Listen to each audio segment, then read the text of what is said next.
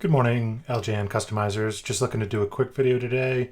I want to introduce the 3D software that I do use to create my figures. I use a program called Meshmixer. It's a free download. Can grab it right online. Just Google Meshmixer.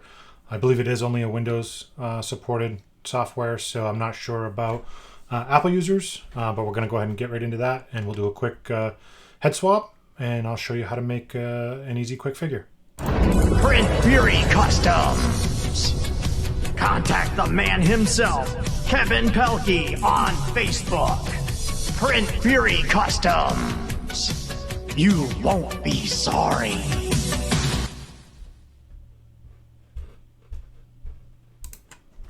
So this is the Meshmixer kind of homepage. You can see some controls over here on the left, as well as a few controls here on the right. The first thing we want to do is import an STL, as I'm not going to be molding these figures from a lump of clay. I'm actually going to be kind of cutting and pasting these figures together.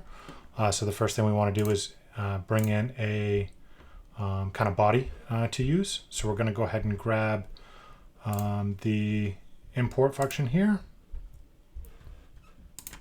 And we're going to import. Today we're going to use the body of Galoob Arne Anderson. So we'll go ahead and grab him, open him up.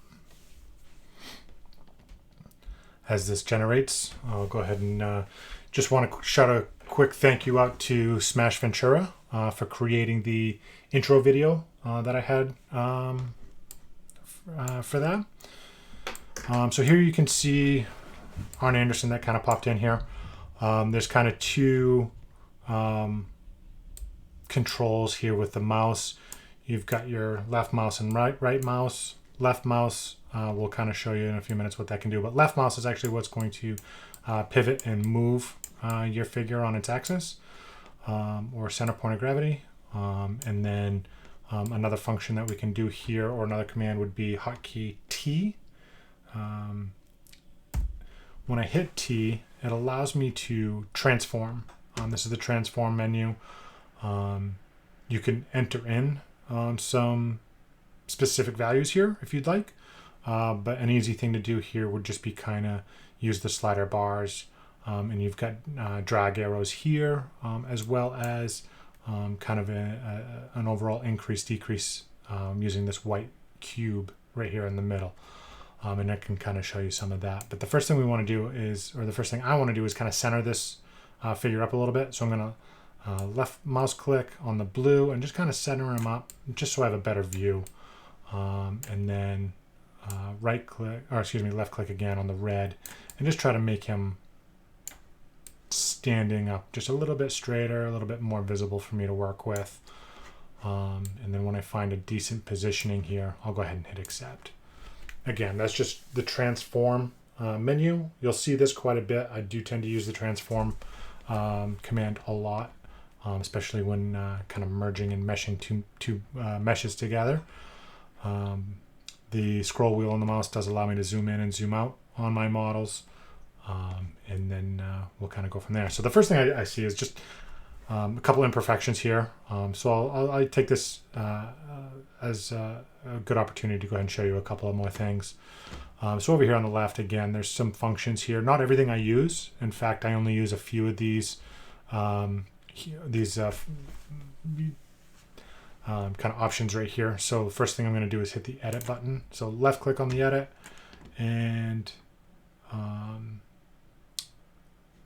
sorry, sculpt. We're going to go ahead and hit the sculpt button. So sculpt, and then you have a brush menu. So within the sculpt menu, you've got all these different things. The main thing that I use is brushes, and then you can set your strength, size, and depth of these. And most of the times I just leave these as a default.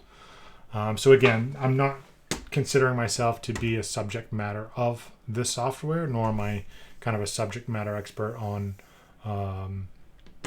sculpting software in general. But this is what I've been using, and I feel like I've had some pretty decent success, and it's kind of an easier barrier of entry when it comes to the learning curve with regards to some other programs. I've worked with ZBrush, I've worked with Blender. Both seem to be a little bit more complicated, especially for the more what I would consider simpler customs. So again, I'm going to go ahead and grab a brush, and the brush menu does give you a lot of different brushes here. You got a drag, a draw, some move. The two main ones that I like to use is the bubble as well as the shrink. So in this particular case, I'm going to zoom in into the space that I can kind of see as an error on the STL file. So I'm going to go ahead and grab the shrink smooth button. And since the cursor window is a little bit too big, or the size of this pointer is a little bit too big, I'm just going to decrease size. I'm going to go about 25, and just going to hold down the left click mouse button and just kind of smooth that out real quick. So just kind of getting rid of that blemish, if you will, on that knee pad.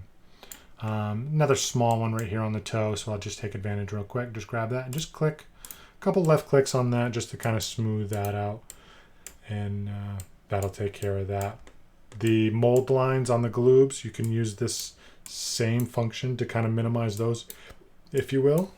So you can just kind of smooth those out just by left clicking and kind of dragging it, and then your right mouse button is your kind of panning the figure or changing positioning. So a lot of clicks here. Left click to kind of smooth it, smooth out the blemish, smooth out the mold lines.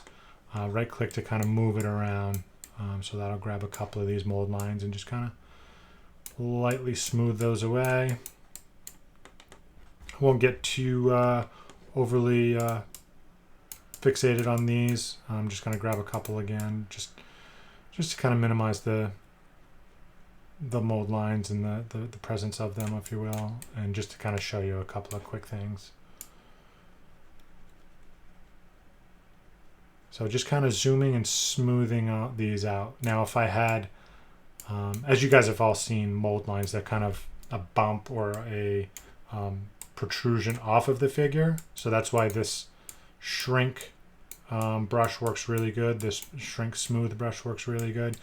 If the protrusion was kind of opposite or going into the figure, then I would use the bubble smooth in that case to smooth out kind of like any valleys or indents into the figure. But this is just a kind of a quick smooth on the figure, just to kind of show you what we can do.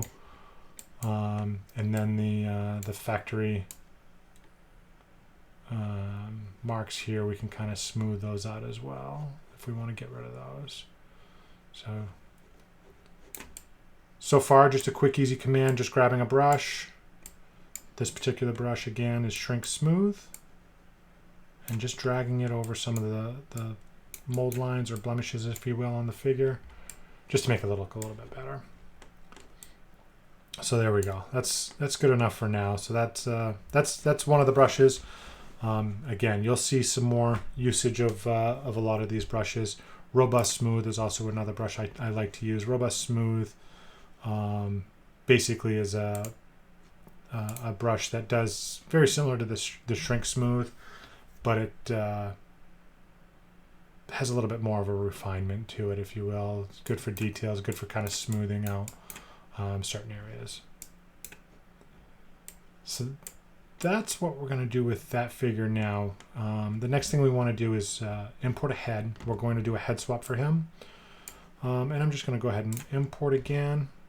Not append. If I append this, it will... I'm going to go ahead and click append instead of replace. So if I append and find the head sculpt that we want to use, today we're going to use... let's actually throw a Cowboy Bob Orton head on this one.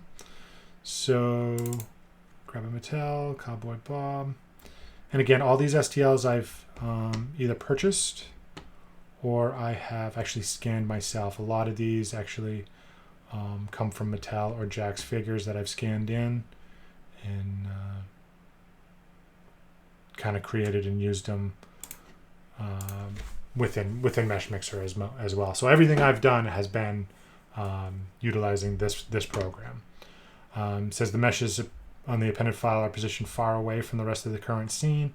Would you like Meshmixer to try to automatically repair this? And I'm going to go ahead and click yes. And what this is doing is just saying that the second mesh that you're importing, or the head file, is just a little bit, too far away. So we're just going to go ahead and just hit yes, import.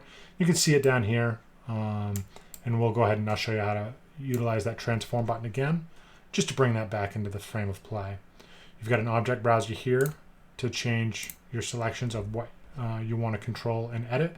So I've got the Arn Anderson body, and I've got the Mattel Cowboy Bob head that I can select. In this object browser, you can just kind of tuck it out of the corner just to get it out of your way. But the first thing I want to do is grab Cowboy Bob. And I'm going to go ahead and select or enter the hotkey again, T, as in Tango. And I'll go ahead and bring this up using the arrows. So left click on the blue arrow will bring him up. Left click on the green arrow will bring him to the front. And just kind of click this a few times just to bring positioning. And what I like to do is try to overlay that right into the figure if possible. So get it roughly where you want it. Now remember, the STL file for the Arn Anderson is a Galoob scale. The head is a Mattel scale. So we're going to adjust our size in just a few minutes as well. But just want to try to get that in a general spot where I like it. And we'll be able to reposition this many times before we finish up. So I think that's a pretty decent spot right there. I think the head is a little bit too big. So I'm going to go ahead and just scale this down, the whole head down just a little bit, just by left clicking on this white cube. And I'm going to left click it down. Down is going to shrink it. If I bring it up, it's going to increase size. So I'm just going to bring this down a little bit, maybe to right there, and drag this green bar, this green slider, and that'll just kind of straighten up his positioning. And we'll work on fixing this open space in here. As you can see with the head, I'll just kind of give you a view of this head while I've got it right here. The head has been filled, so that's not hollow like a normal Mattel head. I filled this in here, so it's kind of a solid piece. And this is easier to deal with when you're just combining two meshes within Meshmixer, so that we're not creating any hollow spaces inside the model. Hollow spaces, if not corrected, can create some issues when you go to 3D print it. If you've got a hollow spot, when you 3D print, it'll remain hollow. So if the STL has hollow spots, the 3D print will remain hollow. And hollow spots within a print is going to leave you with uncured resin. And if not properly taken care of, the uncured resin will never be able to cure. I tend to print all of my STLs in a solid fashion, so all mine are solid, not hollow. So when I go solid, I want to make sure that all the cavities or all the hollow spots inside are kind of taken care of. So I can do a couple adjustments here with tilt as well, using these slider bars, and just try to get him back into position. I know I kind of moved him all around here. So that's a pretty decent spot for kind of starting out. What we're going to work on now is actually removing that Arn Anderson head. And that'll get us a better view of kind of size and positioning of that Bob Orton head. So I'm going to go ahead and accept that now. Go to my object browser, grab the Arn Anderson body. I'm going to get him into a position where I'm actually going to slice his head off. So within the software, there's a couple of things we can, a couple of things I like to do here when I'm just doing a quick slice. The slice is going to be under the edit function, and it's called plane cut. Plane cut is just going to cut the STL model, and I'll show you a couple of different options when we get to that. But the first thing I want to do is select the area that I want to affect when I go ahead and do the plane cut. Not a big deal on this head because there's no arms that are going to be affected by this cut. But if you just want to isolate a particular area to plane cut, using the select button here, left click and kind of drawing around. It actually looks like I didn't even grab all of it. So I'm going to go ahead and just kind of lasso around the piece that I want to use. I'm kind of start over here, just lasso the entire head and shoulder area. And it looks like I captured it all that time. And then I'm going to go ahead and just kind of position him like this, because what I want to do is take a plain cut and cut right through this section here. Because I want to leave as much neck area as possible so that Bob Orton can just slide on and reutilize that head. So I'm just going to zoom in a little bit, position this using the right mouse button. Just position it just so I can go ahead and just do a plain cut right across his neck there. So now that I've selected this area and it's highlighted orange, I'm going to go ahead and grab an edit up here and plain cut. And now it's going to allow me to plain cut just the area that I had highlighted. And you can see this plain cut is kind of going really kind of in the wrong direction. This is actually going kind of from top to bottom of his head, so hair straight down. So what I want to do is I'm just going to left click and drag kind of a new cut line, and I'm just going to hold this kind of right through the main portion of the head, and then just release the cut. And you can kind of see I got a majority of Arn Anderson's head, but what's being affected is what's below the cut line. So what I want to actually remove after I make this plain cut is what's above the cut line. So this blue arrow here is going to allow me to change what's being affected with this plain cut. So I'm going to click that blue arrow, and now it's going to affect everything above the cut line. And what I'm going to look for here is kind of hollow spaces, because I don't want to leave any gaps between the cut line and the new Bob Orton head. And I think I've got it okay. What I can always do is kind of move my plain cut line down a little bit. And what I can show you is that it's removing more and more of Arn Anderson, or I can drag using the blue arrow and give us a little bit more kind of neck, body of the Arn Anderson figure. And I want to probably cut right there. I'll have some chin and some neck left over from the Arn Anderson figure, but I can go ahead and smooth that out and minimize that. So I think I've got a decent amount of Arn Anderson body onto the head there. So I'm going to go ahead and accept this cut. And the options here on the cut type. So I'm going to discard half. So discarding the area up here that's kind of in the silhouette. I can slice it. So basically making one plain cut through and keep both halves. And I can slice groups. But what I really want to do here is I want to get rid of the Arn Anderson top. So I'm going to cut and then discard half. So I'm going to go ahead and accept this. And what that's going to leave me with is the Arn Anderson body with the Cowboy Barb head. And positioning wasn't too bad. Looks like it's a little bit big maybe. So I'm going to grab the Cowboy Bob head, kind of zoom in a little bit. And I'm just going to hotkey the letter T for tango. Just kind of reposition this. Now that the Arn Anderson's head's out of the way, I can kind of see a little bit better what I'm doing. So the green... This green bar is kind of tilting left and right. This blue one will kind of spin the head for me that way. So I'm going to go ahead and just kind of spin him. We'll have a, for the most part, front-facing figure here. It's a little bit big, so I'm going to drag that white cube down a little bit. And then drag the blue arrow down a little bit as well, just to kind of reposition. The big concern in this figure is just making sure that there's no gaps between his shoulder lines and the hair. So there's no holes again. We might have to come back in and correct what I can see. Maybe a potential hole right there. So we just want to make sure that there's no holes. And I'm going to go ahead and, when I remesh this and kind of, what I'll do is I'll refill this whole body so this whole thing will be one solid piece when I'm done with it. That'll go ahead and correct a lot of that. But I just want to make sure that there's no openings to the inside of the model. So the first thing I want to do here is I'm just going to kind of grab my sculpting brush, my shrink smooth again. And I'm going to clean up a little bit of this noise. You can see on the STL file there's a little bit of bumping. Probably won't be visible or even You won't even be able to feel it when you do print probably. But I like to just kind of clean up that little bit of scan noise it looks like from when I scan that figure. So again, sculpt brush. I'm going to grab the shrink smooth.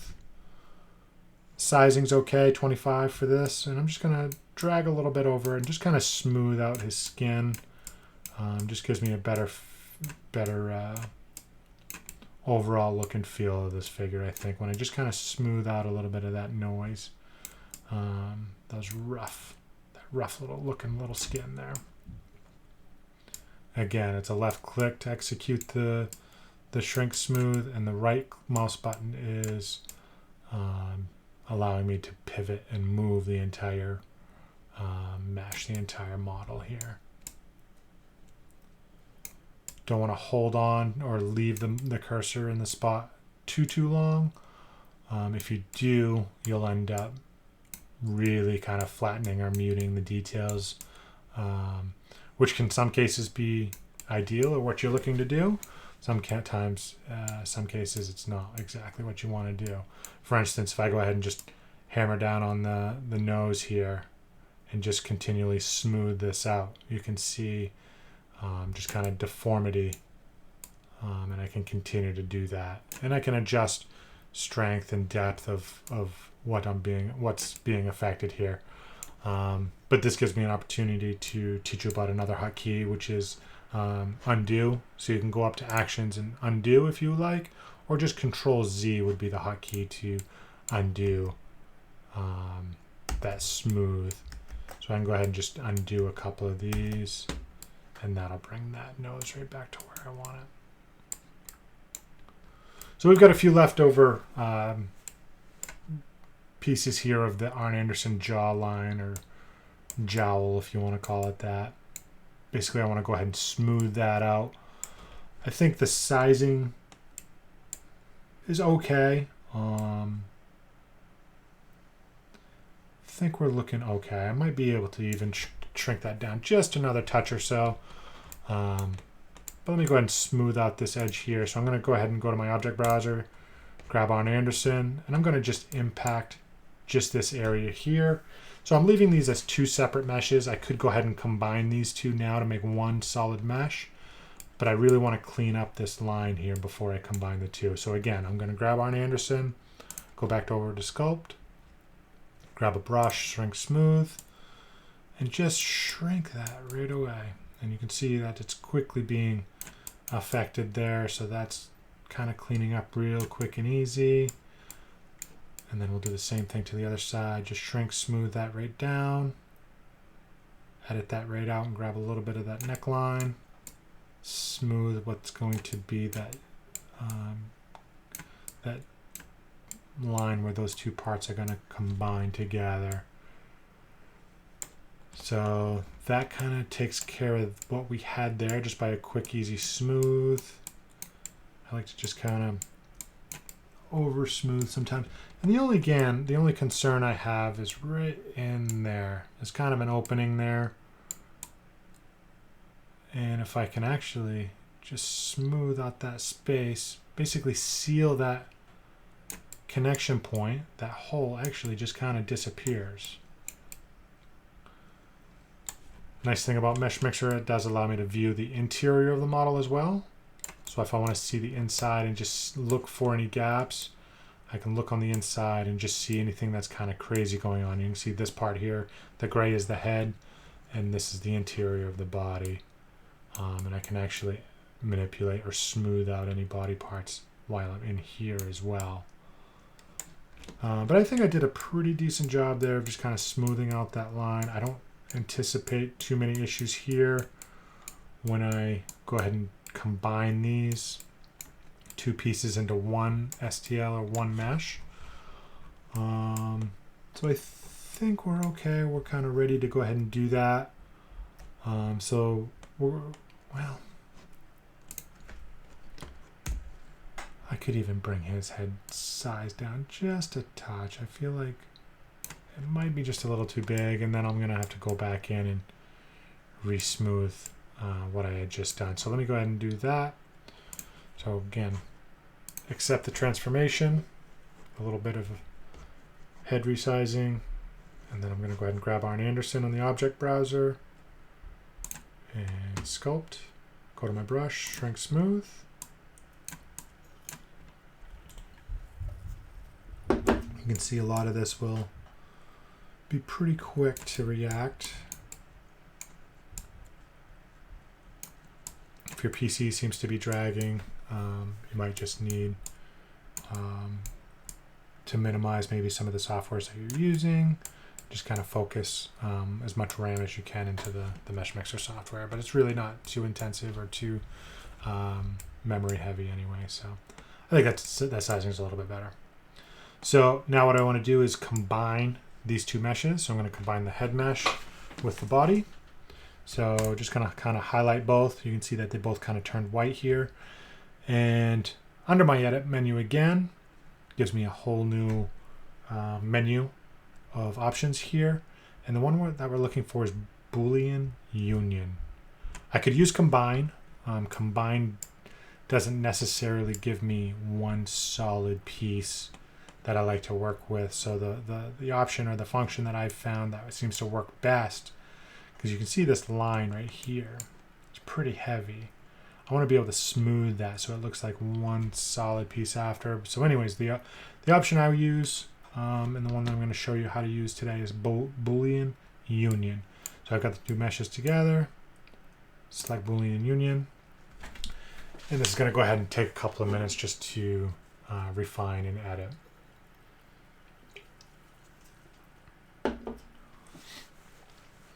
I may get an error when I do the Boolean Union. If I do, the whole body will turn red and tell me that there was an error combining these two. This actually gave me a success. Things that might cause an error if the one of the STLs or connection points, if there's any holes or gaps, large spikes or something within the two meshes that just doesn't, the software doesn't necessarily like them going together, can cause errors. But this one we smoothed out pretty well, both inside and exterior in the model. You can see I've got a couple of islands inside right here that might be easier to see after I execute, and those may not even need to be touched, but I'll show you what I do with those in just a second here anyway. I'm going to go ahead and accept this union. So hit accept, and then it'll take a few minutes to join. Really, I got into 3D customizing just over a year ago. I was making customs kind of the old school way, cutting up LJNs, mixing parts that way. And I just wanted more options. I wanted to be able to use more head sculpts and more body types. Obviously, I wasn't going to use a Haku body, an original LJN, and cut up a Haku, or an Ultimate Warrior body. Just the cost of that would have been too much. So I really just wanted more options. So that's when I decided to go digital in 3D. But I did want to quickly give a shout out to Alan Carpenter for kind of getting me into this hobby. Alan and I have become really good friends over the last year and a half or so. I sold them an LJN Kamala in pretty clean shape, and that kind of started our friendship. And over time, he's made me some customs, and I'll do a show off day. I'll take you around the office and kind of show you some of the collection here someday. But really, I just want to get this finished up here so we can move on to the next. So this here, you can see it's been combined. It shows the old head mesh as kind of a bluish purplish color, and the old Arn Anderson mesh as a gray color. We can edit colors and those kind of things, but I kind of like the difference here because for a couple of reasons. Every time you do a new section or a new edition, it'll show you different colors. So I kind of like to collect as many colors as I can when I make my customs. But it's kind of showing you, where the connection points were, so you can go ahead and edit those. And you can see in the object browser, I've only got one STL one mesh here. You know, no longer the head mesh as well as the body mesh. So this here, I'm going to do a quick smooth over the connection line. And again, that's sculpt, brush, shrink smooth, zoom in a little bit using the scroll wheel. I'm just going to touch this line here easily and just kind of drag over that line just to kind of make that as smooth and as easy as it can be. Yeah, smooth out the ear a little bit. I went a little bit too aggressive on that ear. Again, Control Z is your undo function. So if you kind of get a little too zoom or smooth crazy, you can quickly undo just by hitting Control Z. And that's probably a fairly common function or hotkey with 3D sculpting softwares. So I just kind of touch and click and drag. I like to kind of look and reseam the hair to the body just to make sure there's no holes or entry points into the interior of the model. Again, those can cause some issues when you're 3D printing. But it looks like I have one solid connection all the way around. So there's our STL, Cowboy Bob Orton, on an Arn Anderson body. I could smooth these out a little bit, these factory mold lines a little bit too. A lot of different things we can go ahead and do to just kind of enhance detail and make that look a little bit better. But anyways, we're going to go ahead and finalize this. So the next thing we want to do, or the next thing I learned to do, is make solid. So I want to make this entire mesh one solid figure, so I don't have any issues. I can go ahead and eliminate these two pieces on the inside, which I may even be able to just sculpt that right now just by doing a bubble smooth, just kind of quickly touching those. You probably couldn't even see those pieces.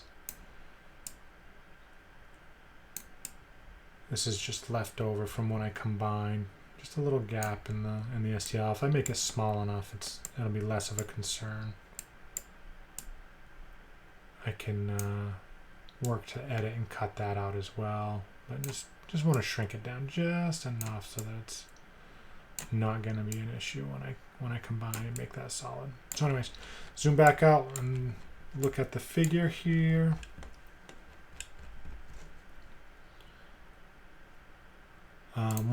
One quick thing to do to look for any issues is the analysis button. This will allow the software to kind of look for any major issues. So if I did have any holes, and this might even find those interior pieces I was just shrinking down. So just click Inspector. The Inspector button here will find any issues, and it found exactly what I assumed it was what it would find. So those two pieces on the inside, go back. You can see that it's now highlighted. These two pieces the system found were issues. And I was working to shrink those anyway. So it found exactly what I wanted it to do. So I'm going to go ahead and auto repair. And this should go ahead and just eliminate or take those right out. Yep. And those are now gone. So the connection between the two pieces is now one pretty seamless model, one seamless STL, and no interior hollow points. So auto repair, and now so that's all done. I'm going to go ahead and click done. And the last thing I want to do is just make this one solid piece to kind of finalize. So edit, make solid. And what this is going to do is essentially take those two STLs and make one piece of clay out of it. And you can see that it really dulled down the details here, because that was a fast kind of by default make solid. The software performed. And we can go ahead and edit that to bring the details back out. So after making solid, just a quick adjustment here to the solid type. We're going to go ahead and click accurate. I want this to be as accurate as possible. You can see that it was set to fast there. And then the solid accuracy and mesh density. These two options here were set to 128, which I think is a little bit too low for this detail. And I'm actually just going to maximize that just by going to 1028. I could have just dragged the slider bar all the way up. But I'll go ahead and click or enter in 1028, hit update. And you can see that the colors went away into one solid mesh. And now this is going to finalize and make it solid as well. If I had any gaps or holes by making it solid, you'd be able to see the system would identify those holes and those issues as well pretty blatantly. I've had a lot of time with this program, seen a lot of different errors, so that's usually where it comes up. And system's going to kind of remesh this in a more accurate detail. Almost done. We're just about finished up with this STL. Obviously, longer models, the more cuts, obviously the longer it's going to take. A quick head swap, as you can see, I can do in a pretty minimal amount of time. Pretty excited about having this capability. I really loved LJNs as a kid. Always dreamed of making making my own. Would have been nice to see LJN carry on and make a lot of the other figures. Of course, we all know about the Barbarian, the Smash figure. That kind of lost Series 7. And go from there. So now it's going to run through, again, just more automated collapsing of the meshes and remeshing.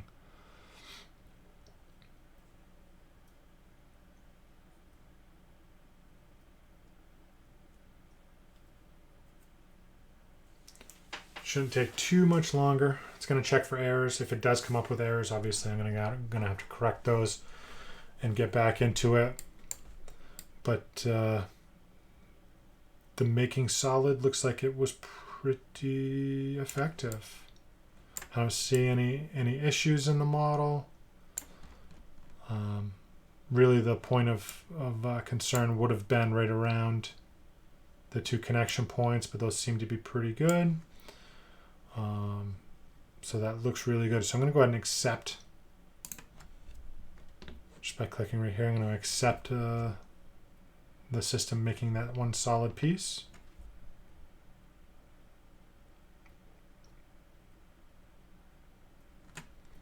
And now I can go ahead and zoom in. And I'm going to touch up that line just a little bit, that connection point. So again, brush, shrink brush, just kind of dull that line just a hair. Can even take down some of the Galoob Arn Anderson neckline, but just wanted to kind of smooth those out really quick. There. And now we've got Cowboy Bob Orton as a Galoob.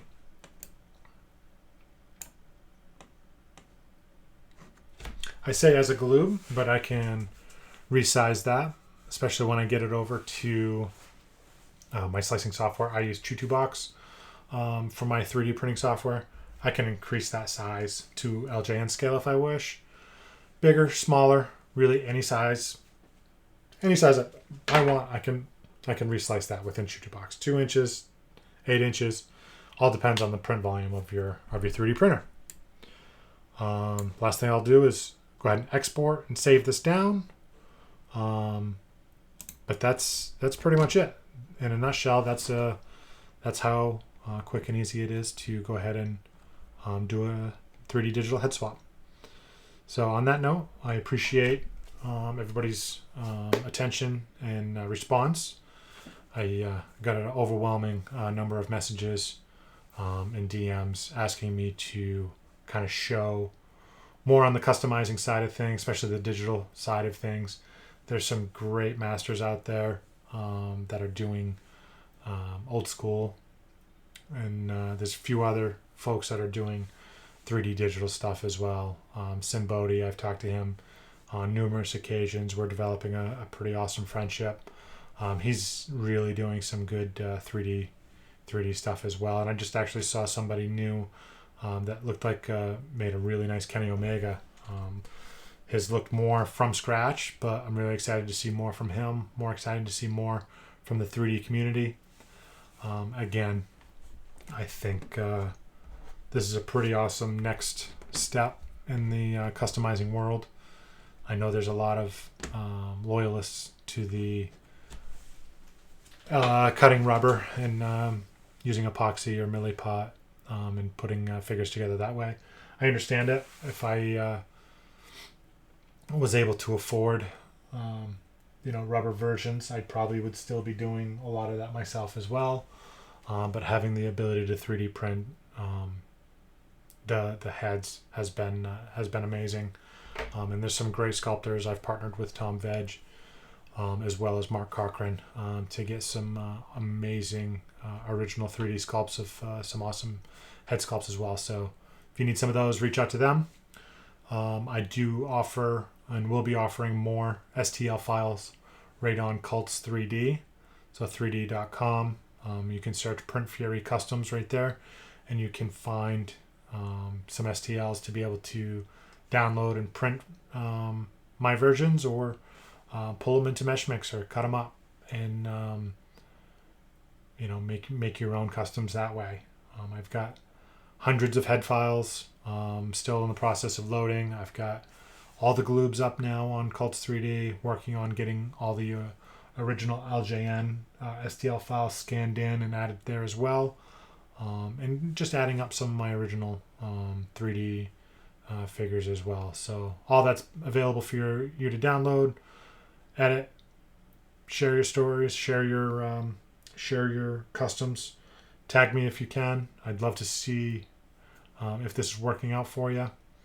Find me on Facebook at Print Fury Customs, or you can find me at Kevin Pelkey on Facebook as well. Reach out, tag me if you have questions. If this is too fast, if you weren't able to follow the video, just let me know.